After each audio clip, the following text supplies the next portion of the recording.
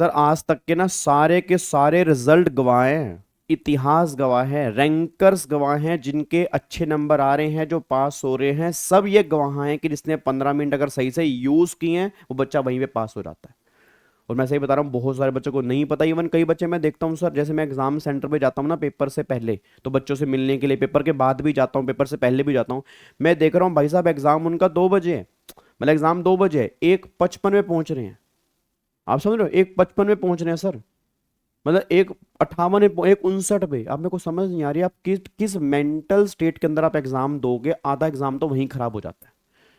तो ये सारे के सारे बच्चे कान खोल के सुन लेना सर, देखो बहुत मेहनत की है हमने, बहुत मेहनत की है, दिन रात मेहनत की है, लगे हुए हैं, अभी भी काम कर रहे हैं। मैं नहीं चाहता मेरी फैमिली के एक बच्चे के भी एक नंबर भी कटे इस चक्कर में कि थोड़ी सी गलती हो गई। तो ये वीडियो लास्ट तक बहुत ध्यान सुनना, और ये वीडियो कम से कम, मैं कह रहा हूं कम से कम तुम्हारे 15 से 20 नंबर इंक्रीज करेगी अगर तुम्हें यह समझ में आ गया कि 15 मिनट को यूज कैसे करना है। माना तुम्हें पता होगा, तुम्हें पता है सर ये बेकार की बातें मत करो, हमें पता है, बट फिर भी बता रहा हूं, ये पॉइंट्स लिख लेना, बहुत तुम्हारे काम आएंगे। 15 मिनट को अगर इस तरह से यूज करोगे, बिलीव में तुम्हारे 15 से 20 नंबर एग्जाम के अंदर बढ़ सकते हैं। बस ये पर ध्यान दो जी। अभी तक देखो ध्यान से सर, सब सिंपल सी बात पहले समझो, जब इंस्टीट्यूट ने 15 मिनट पेपर पढ़ने के लिए दिए ना, तो उसके दो पैटर्न थे। एक तो बच्चों को लगा हमारे लिए फायदे की बात है, इंस्टीट्यूट को भी लगा कि हमारे लिए फायदे की बात है। मतलब इंस्टीट्यूट कह रहा है कि 15 मिनट के अंदर पेपर समझ के दिखा दे, बच्चे को लग रहा है 15 मिनट पेपर समझने को मिल रहे हैं। इंस्टीट्यूट बच्चों को 15 मिनट के अंदर फेल करने की कोशिश करना चाहता है, तुम्हें 15 मिनट के अंदर पास करने की कोशिश करनी है। इंस्टीट्यूट तुम्हें 15 मिनट के अंदर डीमोटिवेट करने की कोशिश करेगा, तुम्हें 15 मिनट के अंदर मोटिवेट करने की कोशिश करनी है। पहले दोनों का आपको समझना पड़ेगा, दोनों का मेंटल स्टेट क्या, कि इंस्टीट्यूट 15 मिनट तुम्हें क्यों दे रहा है, और हमें 15 मिनट जब मिलते हैं तो हमें किस वे में लेने हैं। आप समझो, इंस्टीट्यूट 15 मिनट इसलिए थोड़ा देखा कि सारे के सारे बच्चे पास हो जाएं, सब बच्चे मोटिवेट हो जाएं, उसको प्रॉब्लम नहीं हो जाएगी 100% रिजल्ट कैसे लेके आएगा वो, उसको लाना 10-15% रिजल्ट है, तो 85% बच्चा तो फेल कर रहा है, तो 85% में से 70% बच्चा जो है फेल होता है 15 मिनट के अंदर। तो अगर आप 15 मिनट यूज नहीं कर पा रहे, या इंस्टीट्यूट की उस माइंड गेम के अंदर अगर तुम फंस चुके हो, तो उस तुम 80% वाले बच्चों के अंदर आ चुके हो। बस ये पर ध्यान दो। तो मैं वही बता रहा हूं कि हमें उस 80% की गेम में नहीं फंसना, हमें इंस्टीट्यूट की उस चाल में नहीं फंसना जो वो 15 मिनट देके हमें करना चाहता है। अब इधर देखो ध्यान से, जब तुम्हारे पास पेपर तुम्हारे हाथ में आता है तो बहुत ध्यान से मेरी बात समझना कि 15 मिनट को यूज कैसे करना होता है। सबसे पहली बात तो ये समझ लो कि सबसे पहले आपको एग्जाम हॉल के अंदर कम से कम 10 से 15 मिनट पहले पहुंच जाना है। ये भागा दौड़ी मत किया करो, सांस चढ़ जाती है, हार्ट बीट फास्ट हो जाती है, दिमाग काम करना बंद कर देता है, फिर एकदम एग्जाम में हाथ में एग्जाम आ जाता है और दिमाग खराब हो जाता है। ये सारी की सारी छोटी छोटी बातें हैं जो तुम्हें नहीं पता, तुम्हारे पेपर में 15 से 20 नंबर कम कर देती हैं। आपको भी देखना, हम भाग दौड़ के पेपर के अंदर पहुंच रहे हैं, फिर रोल नंबर ढूंढ रहे हैं, फिर रोल नंबर नहीं मिल रहा, फिर रूम नहीं मिल रहा, फिर जाके बैठ रहे हैं, सब बच्चों को पेपर मिल गया, मुझे अब पेपर मिलेगा, हाथ पैर वैसे ठंडे हो गए जी। फिर तो दिमाग ही नहीं काम कर रहा, फिर दूसरे को ताड़ रहे हैं, इसको ताड़ रहे हैं, उसको ताड़ रहे हैं, 15 मिनट खत्म हो गए, पेपर हाथ में आ गया, क्वेश्चन पेपर पढ़ा नहीं था, बताओ 15-20 नंबर चलेंगे ना बिना बात के। तो 10-15 मिनट पहले पहुंचने से कुछ नहीं जाता भाई, बहुत मेहनत की है ना हमने, ऑलरेडी पढ़ लिया। 15 मिनट के अंदर क्या ही उखाड़ लोगे, तुम एक बात बताओ, जो हम 1.5 साल में नहीं कर पा रहे, 15 मिनट में क्या ही कर लेंगे यार। तो समझा करो, ये बातें छोटी छोटी है, मान लोगे तो आपके लिए अच्छा होगा, क्योंकि मैं चाहता हूं आपके पेरेंट्स की आंखों में खुशी के आंसू हो इस अटेम्प्ट के अंदर। बस ये बात ध्यान दो जी। तो सारे बच्चे 10 से 15 मिनट पहले पेपर के अंदर पहुंच जाएंगे, बस ये पर ध्यान देना। जो भी तुम्हारा सेंटर होगा थोड़ा सा जल्दी निकल लो, कोई दिक्कत वाली बात नहीं है, 15 मिनट पहले सेंटर के अंदर खड़े होना है, और हो सके तो अलग खड़े होना है, दोस्तों से नहीं मिलना, क्योंकि दोस्त भी तुम्हें डिमोटिवेट करने वाले हो गए। अगर ऐसे है तो उनसे दूर ही रहो जी, अपना कहीं पेड़ वेड़ के नीचे खड़े हो जाओ जी, ठीक है। या अगर मान लो फॉर एग्जांपल कोई टीचर वीचर मिलने आ गया, उनसे आप मिल सकते हो, थोड़ा सा मोटिवेट, वो मोटिवेट ही करेंगे तुम्हें। मान लो जैसे मैं सेंटर पे जाता हूँ, ऑब्वियस बात है सारे सेंटर पे तो नहीं जा पाता, पर जो भी एक दो सेंटर होते हैं तो मैं बच्चों को मोटिवेट करता हूँ कि तुम टेंशन फ्री रहो, दिमाग से स्ट्रेस हटाओ, और उस तरह से पेपर देने जाओ, तो हो सकता है बच्चों को मोटिवेशन मिले। क्योंकि एग्जाम से पहले मोटिवेशन की बहुत ज्यादा नीड होती है। एग्जाम अगर मेंटल लेवल सही होगा तो हम एग्जाम हमारा बढ़िया होगा, क्योंकि एग्जाम मेंटल लेवल की गेम है सर, और कुछ नहीं है जी। अगर मेंटल लेवल आपका सही है फिर कोई दिक्कत वाली बात ही नहीं है, मेन तो मेंटल लेवल की है बस। 3 घंटे का एग्जाम नहीं है, एग्जाम मेंटल लेवल का, अगर मेंटल लेवल सही है 3 घंटे बहुत बढ़िया जाएंगे, बस ये बात ध्यान दो जी। तो पहले अपने टाइम से पहुंचना है। दूसरी बात, जब क्वेश्चन पेपर तुम्हारे हाथ में आता है तो बहुत सारे बच्चे गलती क्या करते हैं, तुम सब जानते हो, पहला क्वेश्चन जो होता है वो मैंडेटरी क्वेश्चन होता है। कोई पेपर भी हो पहला क्वेश्चन मैंडेटरी होता है। अब बच्चा क्या करता है सर, पहला क्वेश्चन मान लो पेपर हाथ में आया, अब पहला क्वेश्चन पढ़ना स्टार्ट कर देगा मैंडेटरी वाला। अच्छा होए लग गई लंका, नहीं ये कहाँ से आ गया, एआई एआई ने बना दिया, पेपर बाहर से आ गया, आउट ऑफ बॉक्स आ गया, अब नहीं हो पाएगा, अगला अटेम्प्ट तो देना पड़ेगा। एक बात मेरे को बताओ, तुम क्या ही कर रहे हो यार, ये है इतनी मेहनत तुमने इसलिए की थी। पहली बात तो पहला क्वेश्चन मैंडेटरी वाला कभी 15 मिनट के अंदर पढ़ना ही नहीं होता, क्योंकि जो मैंडेटरी है वो मैंडेटरी है, वो करना ही करना है, तुम पढ़ो या ना पढ़ो, वो पढ़ के क्या कर लोगे। और हमेशा पहला क्वेश्चन टेक्निकल होता ही होता है। मैं फिर कह रहा हूं, इंस्टीट्यूट जिसमें तुम्हें फंसाना चाह रहा है, हमें उसमें फंसना ही नहीं है ना, उससे बाहर निकलो यार। आप नहीं समझ पा रहे रैंकर्स क्या करते हैं, जीतने वाले कुछ अलग काम नहीं करते, हर काम को अलग ढंग से करते हैं, उनको गेम समझ में आ चुकी है कि किस गेम में नहीं फंसना, और आधे बच्चे उसी गेम में फंस रहे हैं, और इंस्टीट्यूट चाहता तुम वहां पे फंस जाओ जी। तो क्यों मैंडेटरी क्वेश्चन पढ़ के टाइम वेस्ट करोगे, क्योंकि वो तो मैंडेटरी है, करना ही करना है। सबसे पहले क्या करो, ऑप्शनल क्वेश्चन पे आओ। तुम्हारे एग्जाम में ऐसा क्वेश्चन आता है ना कि 4 और 4A में से एक करो, या 6 और 6A में से एक करो, तो पहले वो पढ़ो ना कि उन दोनों में से कौन सा एक मुझे करना है, ताकि बाद में 10 मिनट वेस्ट ना हो। तुम 15 मिनट मैंडेटरी के अंदर वेस्ट कर रहे हो, फिर बाद में 10 मिनट उसमें वेस्ट करोगे कि पहले 6 पढ़ोगे, फिर 6A पढ़ोगे, फिर दोनों में से सिलेक्ट करोगे, तो पहले 15 मिनट के अंदर वही काम कर लो, क्योंकि मैंडेटरी वाला तो पहले भी करना है बाद में भी करना है। क्यों मैंडेटरी वाले पे टाइम वेस्ट करना बिना बात का, और क्यों उसको देख के डिमोटिवेट होना। इतना लंबा चौड़ा क्वेश्चन होता है, दिमाग खराब हो जाता है। क्यों, और पूरे के पूरे 15 मिनट उसमें लग जाएंगे, पूरा पेपर पढ़ना रह जाएगा, क्यों हम टाइम वेस्ट कर रहे हैं उसके ऊपर जी।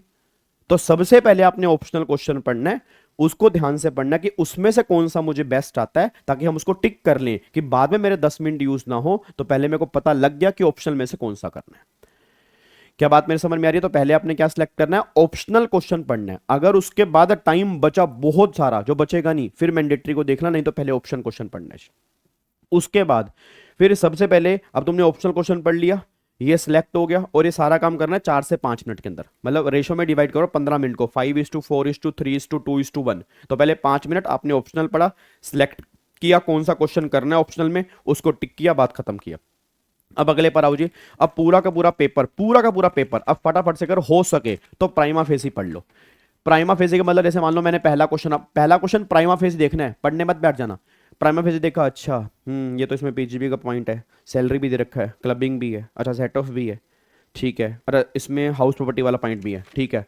अगला क्वेश्चन, अच्छा हाउस प्रॉपर्टी का है, अगला सैलरी का है, ठीक है जी। अगला ये क्वेश्चन पीजीपी का है, ओह ये तो क्वेश्चन टीडीएस वाला आ गया।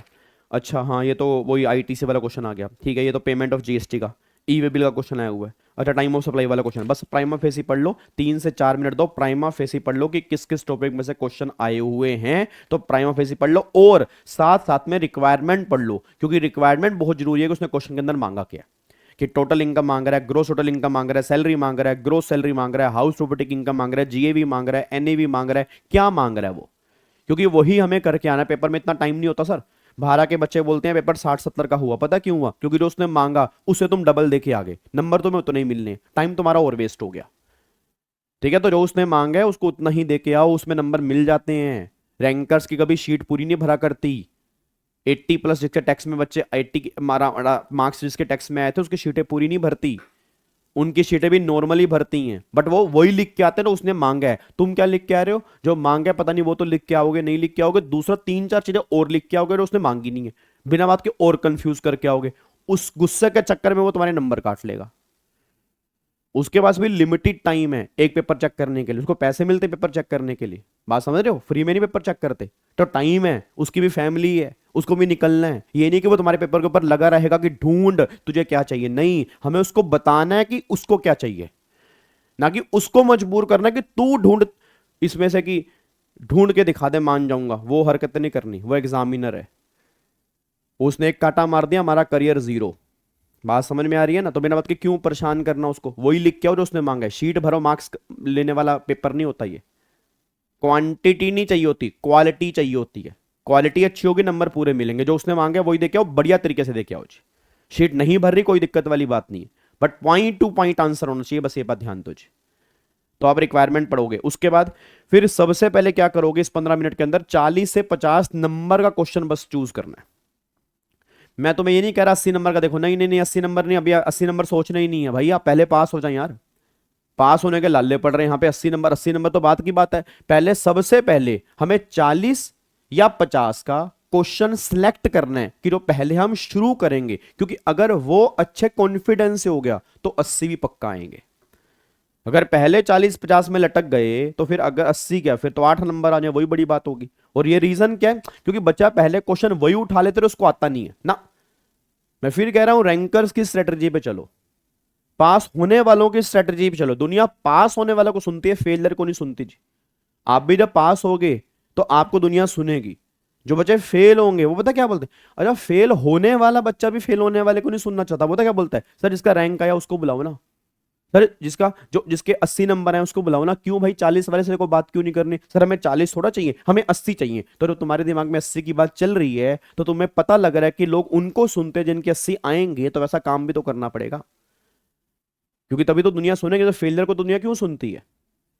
हर एक बंदा कहता है रैंकर्स, प्राइस डिस्ट्रीब्यूशन भी रैंकर्स के होते हैं, सब कुछ रैंकर्स के साथ होता है, घर में दिवालियां भी रैंकर्स और पास होने वालों के बनती हैं। तो हमें उस लेवल पे पहुंचना है।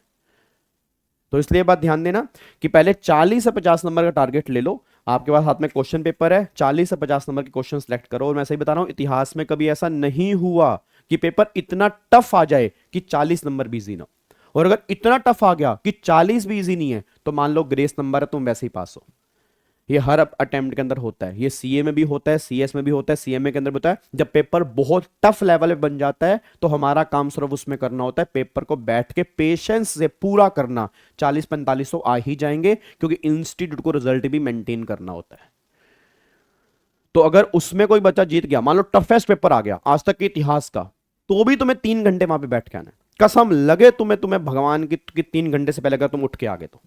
मैं सही बता रहा हूँ सर। आधे बच्चे 1.5 घंटे, अरे सारा समझ ही नहीं आ रहा। अरे समझ नहीं आ रहा तो कम से कम 1.5 घंटा और बैठ जा, कुछ तो हाथ पैर चला ले उसके अंदर। क्या पता कुछ लिख के आएगा, इंस्टीट्यूट 15-15, 20-20 नंबर की ग्रेस ही दे रहा है तेरे को लिखने के ऊपर ही, कुछ तो लिख के आएगा। तो क्यों उठ के आ गया 1.5 घंटे के अंदर? कौन तेरा बाहर इंतजार कर रहा है भाई? ताना ताया ताना नहीं ताया, बेबी पेपर तैता हुआ तैता बोल, अरे बेबी तेबी तब अब्बा नहीं मानेंगे बाद में। मैं बता रहा हूँ सर, अब्बा नहीं मानेंगे बाद में अगर तुमने काम खराब कर दिया। अब्बा को मनाना तो पेपर पास करने पड़ेंगे, तभी अब्बा मानते हैं। समझ रहे मेरी बात? तो 1.5 घंटे के अंदर आके इसको तीर नहीं तोड़ दोगे। 3 घंटे पूरे बैठ के आओ, पूरे 3 घंटे बैठ। जब तक सामने वाला पेपर ले ना ले, मांगे ना ले, उसको पेपर देना नहीं है। बैठे रहो आराम से, कुछ ना कुछ याद आएगा, कुछ ना कुछ लिखोगे। लिखने के भी नंबर मिलते हैं अगर पेपर कई बार टफ आ जाता है जी। ठीक है ना? तो 40-50 नंबर का पहले सिलेक्ट करो कि पहले कौन सा करना है। उसके बाद पहला क्वेश्चन जो भी तुम अटेंड करोगे, जब तुम पेपर करोगे, बेस्ट टू बेस्ट होना चाहिए। बेस्ट टू बेस्ट, उससे बेस्ट कुछ हो ही नहीं सकता। इंप्रेशन कहते हैं ना, first impression is last impression. कि जब कोई बंदा सामने से चल के आता है तुम उससे ही पहचान लेते हो बंदा कैसा है। अब जैन एक्चुअल में नहीं पता, बट कहता है ना first impression is last impression, वो एक्चुअल में सही बात है। हो सकता है बाद में कुछ बहुत बढ़िया चीज देखने को मिले, बट बाद तक पहुंचे तो सही। पहला ही गंद मार दिया तो बाद तक क्या पहुंचेंगे? मान लो बच्चे ने पहले क्वेश्चन में ऐसी कर दी, 15-15, 20-20 कटिंग कर रहा है, टेबल नहीं बना के आ रहा, डॉक्टर की पता नहीं किस तरह की हैंडराइटिंग है। बाद में चाहे तुमने बिंदी, लिपस्टिक, मैनिक्योर, पेडिक्योर, फेशियल कुछ भी किया हो, बाद तक वो पहुंचेगा ही नहीं। उसका पहले ही मूड खराब कर दिया तुमने। बात समझ रहे हो? पहले तो मूड मूड मूड तो सही करो उसका, अच्छे से लिखो तो सही। प्रेजेंटेशन प्रॉपर देके आओ ना पहले क्वेश्चन के अंदर, अच्छे से लिखना है। बट ये भी नहीं कि लिखते ही रहना है, टाइम भी मैनेज करना है। ठीक है ना? सब कुछ मैनेज करना है। हाँ जी, पेपर ऐसे नहीं होते मेरे बच्चे, मेरे भिंडी इधर। हाँ, पास करने हैं इस बार पेपर। ठीक है ना? तो टाइम भी मैनेज करना है और अच्छे तरीके से हैंडराइटिंग भी करके आनी है। पहला क्वेश्चन सबसे बेस्ट होना चाहिए। टाइम वो देखो, एग्जामिनर आपको फेल करने की तैयारी करके आया है इंस्टीट्यूट, और हमें पास होने के बारे में सोचना है, हमें फेल होने के बारे में नहीं सोचना। वो तुम्हें, आप ये मान के चलो कि वो पेपर ऐसा बनाएगा जो हमें फेल करे, और हमें इस तरह से अटेम्प्ट करना कि हम पास हो जाएंगे बस। ऑलवेज हर इंस्टीट्यूट की स्ट्रेटजी होती है सामने वाले बच्चे को फेल करना, और हमें उस लेवल का एग्जाम दे कहना कि हमें पास होना चाहिए। तो हमें उसके जाल में नहीं फंसना। जो उसके जाल में नहीं फंसते वही बच्चे इतिहास रचते हैं, बस ये बात ध्यान दो। और ये मैं 12 साल का एक्सपीरियंस में सीख चुका हूं टीचिंग लाइन के अंदर, ये बात ध्यान देना चाहिए। इतने पेपर मैं देख चुका हूं, तो थोड़ा बहुत तुमसे ऊपर तो एक्सपीरियंस होगा ही होगा। ठीक है जी? टाइम मैनेज जरूर करके चलना है। टाइम मैनेजमेंट का मतलब होता है कि अगर मान लो 5 नंबर का क्वेश्चन है तो मैक्सिमम 7.5-8 मिनट के अंदर पूरा खत्म हो जाना चाहिए, तभी तुम पेपर पूरा अटेम्प्ट करोगे। और कोशिश करो जितना अटेम्प्ट करके आ सकते हो, मैक्सिमम टू मैक्सिमम। ठीक है ना, बट प्रॉपर तरीके से प्रेजेंट करना। ये नहीं कि तुमने कर तो दिया बट तुम्हें खुद ही समझ नहीं आ रहा कि तुमने लिखा क्या है। प्रेजेंटेशन बहुत इंपॉर्टेंट है, प्रेजेंटेशन बहुत मैटर करती है। छोटे छोटे पैराग्राफ होने चाहिए, पॉइंट्स में आंसर होने चाहिए। ये छोटी छोटी बातें हैं जो तुम्हारे 15 से 20 नंबर बढ़ाएंगी। क्या बात मेरी समझ में आ रही है? उसके बाद स्ट्रॉन्ग मेंटल लेवल, मैंने कहा ना कि स्ट्रॉन्ग मेंटल लेवल, इंस्टीट्यूट आपके माइंड से खेलेगा बस, और कुछ नहीं है सर, क्योंकि पढ़ाई तो सबने कर रखी है। सब बच्चे पढ़ के जा रहे हैं, सब बच्चे बहुत मेहनत करके जा रहे हैं, सब बच्चे चाहते हैं पास होना, बट सारे बच्चे पास नहीं होते, क्योंकि जो मेंटल लेवल जीत गया वो काम कर गया जी बस। एग्जाम सेंटर में दूसरों को देख के घबराना, दूसरों को देख के डीमोटिवेट होना, दूसरे के शीट को देख के डीमोटिवेट होना, ये छोटी छोटी बातें हैं, इसको इग्नोर करना, रिलैक्स रहना। जो बच्चा रिलैक्स माइंड से एग्जाम दे के आता है, बिलीव में वो बच्चा इतिहास रचता है। 3 घंटे आपका ये ऊपर वाला हिस्सा बहुत शांत होना चाहिए, बहुत काम होना चाहिए, भगवान को याद करो, लंबे गहरे सांस लो, डीप ब्रीदिंग करो, थोड़ी देर पानी पी लो, ताकि कम से कम ये ऊपर वाला हिस्सा शांत हो। इसका शांत होना बहुत इंपॉर्टेंट है, तभी सारी चीजें फटाफट से याद आती हैं हमें जी। क्या बात मेरे समझ में आ रही है? पक्का पक्का रही? अब क्लियर हो गया 15 मिनट को यूज कैसे करना है? बाकी कोई भी डाउट होगा और तुम्हारे मन में कोई क्वेश्चन है कि जिसका रिप्लाई तुमसे मुझे मतलब तुमको मुझसे चाहिए, तो अब बेझिझक कमेंट बॉक्स में डाल देना, उसके ऊपर मैं वीडियो या शॉर्ट्स बना के डाल दूंगा, तुम्हारे हर डाउट का रिप्लाई करूंगा, जो भी तुम्हारे मन में थॉट्स आते हैं, क्योंकि मुझे इस बार तुम्हारे एग्जाम निकलवाने हैं और बहुत अच्छे नंबर से निकलवाने हैं, बस ये पर ध्यान दीजिए। क्या बात मेरी समझ में आ रही है? बाकी फिर हम 16 तारीख को मिल रहे हैं जी कल, ठीक है, कल हम 16 तारीख को मिलेंगे। कल हम शाम को 7 बजे मिल रहे हैं इनकम टैक्स के मैराथन के अंदर। आई होप आप सब बच्चे बहुत एक्साइटेड है और सारे के सारे बच्चे मेरे को लाइव मिलेंगे 16 तारीख शाम को 7 बजे, बस ये पर ध्यान दो, ठीक है री? ओके री, bye bye, tata, thank you so much, जय हिंद, God bless you, love you all, bye bye, take care.